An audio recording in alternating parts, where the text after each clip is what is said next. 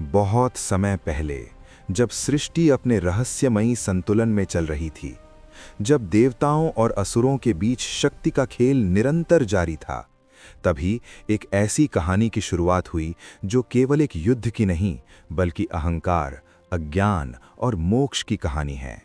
ये कहानी है अंधकासुर की।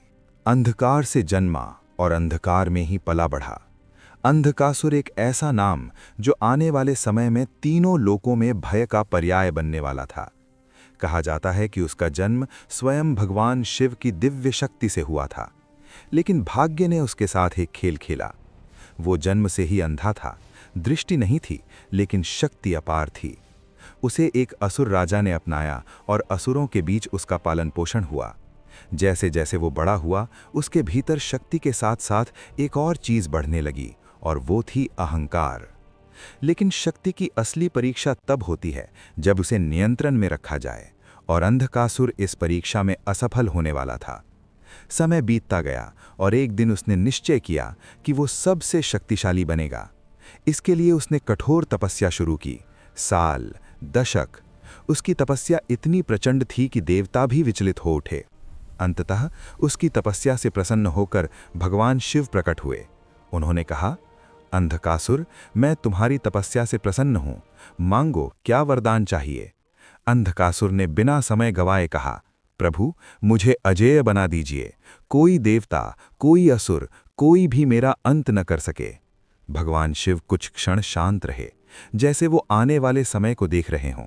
फिर उन्होंने कहा, तुम अजेय रहोगे, लेकिन एक शर्त पर। यदि तुम किसी ऐसी स्त्री पर बुरी नजर डालोगे जो तुम्हारी मां समान हो, तो उसी क्षण तुम्हारा अंत हो जाएगा। अंधकासुर ने यह शर्त सुनी, लेकिन उसके भीतर का अहंकार इतना बढ़ चुका था कि उसने इस चेतावनी को हल्के में ले लिया, और यहीं उसके विनाश का बीज बो दिया गया। वरदान मिलते ही अंधकासुर की शक्ति कई गुना बढ़ गई। अब वो केवल एक असुर नहीं रहा, वो एक तूफान बन चुका था। उसने देवताओं पर आक्रमण कर दिया, इंद्र का सिंहासन हिला दिया, स्वर्ग पर अधिकार कर लिया। चारों ओर केवल भय था, विनाश था और अंधकासुर का आतंक। देवता हार चुके थे, ऋषि मुनि छिपने लगे, धर्म डगमगाने लगा। लेकिन जब अधर्म अपनी सीमा पार करता है, तो धर्म को स्वयं उठना पड़ता है। और यही समय था जब कहानी ने एक खतरनाक मोड़ लिया। एक दिन अंधकासुर कैलाश पर्वत के पास पहुंचा।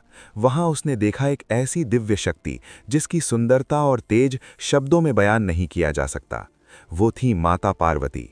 उनका रूप, उनकी आभा, उनकी शांति, सब कुछ इतना अद्भुत था कि अंधकासुर का मन डगमगा गया।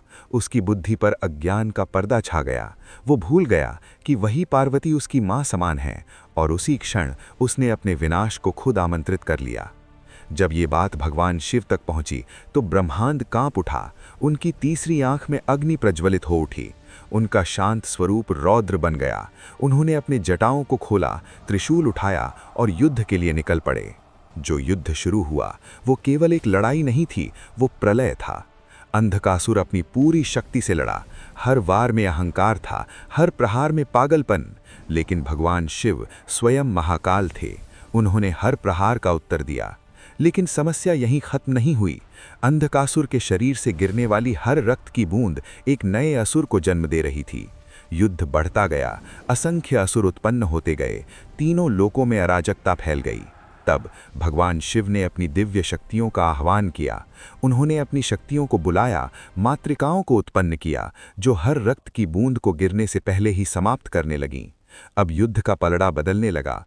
अंधकासुर कमजोर पड़ने लगा, उसका अहंकार टूटने लगा, और अंततः वो क्षण आया जब भगवान शिव ने अपने त्रिशूल को उठाया और एक ही वार में अंधकासुर को भेद दिया। समय जैसे थम गया, युद्ध रुक गया, और पहली बार अंधकासुर ने अपनी आंखों से नहीं बल्कि अपने हृदय से देखा। उसे अपनी गलती का एहसास हुआ। उसने कांपती हुई आवाज में कहा, प्रभु, मुझे क्षमा कर दीजिए। मैं अज्ञान में था, मैं अपने अहंकार में अंधा हो गया था। भगवान शिव, जो संहारक भी हैं और करुणा के सागर भी, उन्होंने उसे देखा और कहा, अंधक, जिसने अपनी गलती को पहचान लिया वो पहले ही आधा मुक्त हो चुका है। उन्होंने उसे क्षमा कर दिया और उसे अपने गणों में स्थान दिया। अंधकासुर, जो कभी आतंक का प्रतीक था, अब भक्ति और समर्पण का प्रतीक बन गया। और इसी के साथ इस कहानी का अंत नहीं बल्कि एक नई शुरुआत हुई। ये कहानी हमें सिखाती है कि अंधकार केवल आंखों में नहीं होता, अहंकार और अज्ञान भी इंसान को अंधा बना देते हैं। लेकिन यदि समय रहते हम अपनी गलती को पहचान लें तो विनाश भी मोक्ष में बदल सकता है। और यही है अंधकासुर की पूरी कथा। अगर हमारी वीडियो अच्छी लगी हो तो लाइक कीजिएगा और चैनल को सब्सक्राइब करके बेल आइकन बजा देना ताकि आपको हमारी वीडियो सबसे पहले मिले। कमेंट्स में भी अपनी राय जरूर दें ताकि हम आपके लिए और अच्छी वीडियो बना सकें।